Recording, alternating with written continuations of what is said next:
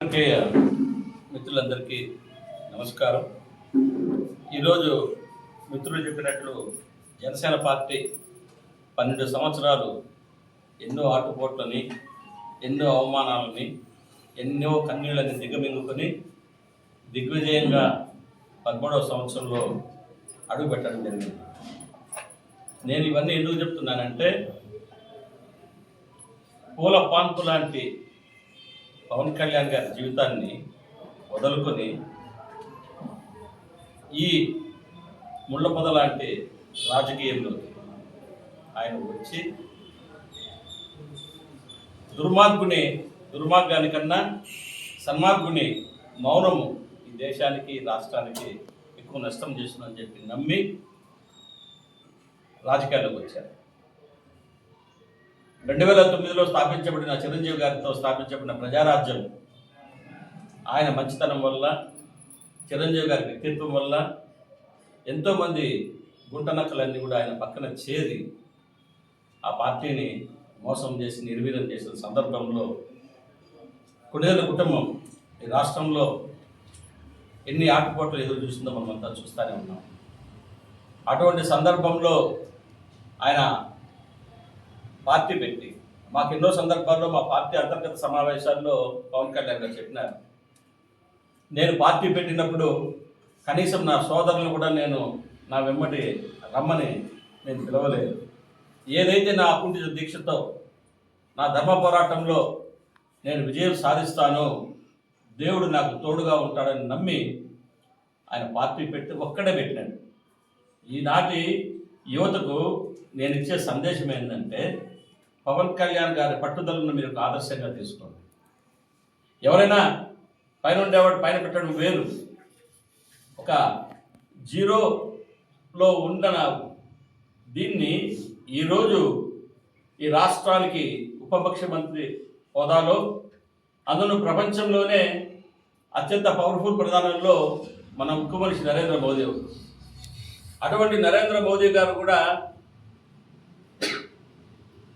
ఏ పవన్ నై ఏ ఆంధీ అంటే తుఫాన్ అని ప్రశంసిస్తూ మేరా సాత్ పవన్ హై అని బహిరంగ సభలో అన్నారంటే అది పవన్ కళ్యాణ్ గారి అకుంఠిత దీక్ష. కాబట్టి ఇప్పుడు 2 చోట్ల 2019లో నిలబడే చోట ఓడిపోయినా, పార్టీ ఘోర పరాజయాన్ని మూటగట్టుకున్నా, ఎక్కడ భయపడకుండా, ఎక్కడ నిర్వీర్యం కాకుండా ఆత్మస్థైర్యంతో అడుగు ముందుకు వేసి ఎన్నికలు జరిగిన 4వ నెలలోనే ప్రజా సమస్యలు తీసుకొని జనాల్లోకి వచ్చారు. కాబట్టి ఇంతకుముందు సోదరులు శివరాం గారు చెప్పినట్లు ఈ 2 తెలుగు రాష్ట్రాల్లో రాబోయే 20-30 సంవత్సరాలు అయినా సరే పవన్ కళ్యాణ్ గారి ప్రస్తావన, జనసేన పార్టీ ప్రమేయం లేనిదే రాజకీయాలు నడవవు. జనసేన పార్టీనే రాబోయే కాలంలో ఈ రాష్ట్ర రాజకీయాల్లో కేంద్ర బిందువు కానున్నది.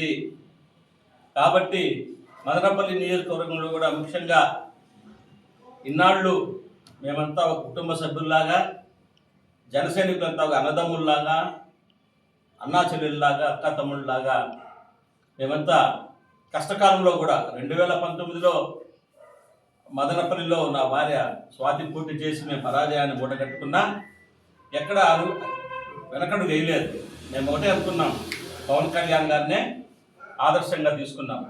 మరొకసారి ఆయనకు మాకు జరిగిన సంభాషణలు మీకు గుర్తు చేస్తాయి. ఈ సందర్భంలో 2019 ఏప్రిల్లో జరిగే ఎలక్షన్లో ఓడిపోయిన తర్వాత 2019 డిసెంబర్ నెలలో నాదెళ్ల మనోహర్ గారు ఫోన్ చేసి, అప్పుడు ఉత్తరాంధ్రలో విశాఖపట్నంలో భవన నిర్మాణ కార్మికుల సమస్యల మీద ఆయన గళమెత్తితే, రాయలసీమలో కూడా రైతాంగం మీద ఒక కార్యక్రమం తీసుకొని వాళ్లకు మనం ఆత్మస్థైర్యం చెప్పాల్సిన అవసరం ఉంది. దానికి మొట్టమొదటిగా రాయలసీమలో మదనపల్లినే కేంద్రంగా ఎంచుకొని కార్యక్రమం ఏర్పాటు చేయమని చెప్పిన అధ్యక్షులు వారు ఆదేశించినారని నాకు ఫోన్ చేస్తే, ఒక టమాటా రైతులే కాదు సార్, ఇక్కడ మా ఊరికి వెన్నెముక చేనేత కార్మికులు కూడా నీరుగట్ట వారిపల్లి ఉంది.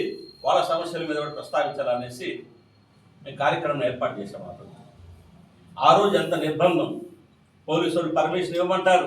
మొదట్లో అంతా పర్మిషన్ ఇచ్చి మళ్ళీ మీటింగ్ జరపడానికి వీల్లేదని చెప్పిన చట్టం జరిగితే పవన్ కళ్యాణ్ గారు ఒకటే చెప్పినారు, నన్ను మర్యాదగా మార్కెట్ యార్డ్లో పోయి రైతులు పరామర్శించి, అట్లాగే నీరుగట్టి వారిపల్లికి పోయి చేనేత కార్మికులు పరామర్శించేసి నా దారి నేను పంపిస్తే నేను పోతాను. మీరు నిర్బంధం చేయాలని చూస్తే నేను బహిరంగంగా రోడ్ల మీద కూర్చొని నేను వాళ్ళని పరామర్శిస్తానని చెప్పిన సందర్భం. ఆ సందర్భంలో ఆయన మా ఇంటికి వచ్చినప్పుడు అప్పటికే ఒక మాట అన్నారు, మేమేదో మా బాధలు చెప్పుకున్నాం, నేను నా శ్రీమతి బాధలు చెప్పుకుంటే ఆయన ఒకే ఒక మాట అన్నాడు పవన్ కళ్యాణ్ గారు, చూడండి చౌదరి గారు, నన్ను నమ్మి నా వెనకంటే రమ్మని నేను ఎవరిని అడగను. నన్ను గుడ్డిగా నమ్మి నా చేయబట్టుకుని నాతో ప్రయాణం చేసిన వాడిని నా ప్రాణం మీద వదలను అని చెప్పాను. ఆ మాటనే శ్రీరామ రక్షగా తీసుకుని మేము ఎన్ని కష్ట నష్టాలకు వచ్చినా కూడా పవన్ కళ్యాణ్ గారిని నమ్ముకొని ఆయనతోనే ప్రయాణం కొనసాగిస్తాం కూడా. కాబట్టి ఈ సందర్భంగా మరొకసారి ఇక్కడ ముఖ్యంగా మదనపల్లి నియోజకవర్గం ఇన్ఛార్జిగా మేము చెప్పాలంటే ఇక్కడ ఉన్న జన సైనికులందరికీ పేరు పేరున శిరస్సు వచ్చినట్టుగా నమస్కారం చేస్తాను. జై జనసేన.